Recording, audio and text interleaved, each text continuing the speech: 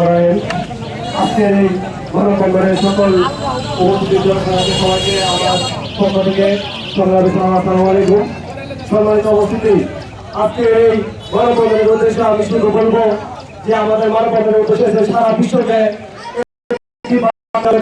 আমাদের মুসলিম যে যতগুলো দেশ আছে আমরা সবাই একত্রিত হয়ে একটি প্রতিবাদ গঠন করে এই ইসরায়েলি বিশ্ব ইতিহাস সৃষ্টিকারী বর্বরতার দিকে ফিলিস্তিনিকে যে হত্যা খুন করেছে, হত্যা শুরু হয়েছে, তাতে আমরা সবাই মর্মাহত হয়েছি।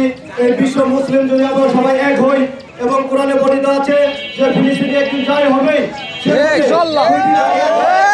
আমাদের জয় নিশ্চিত হবে।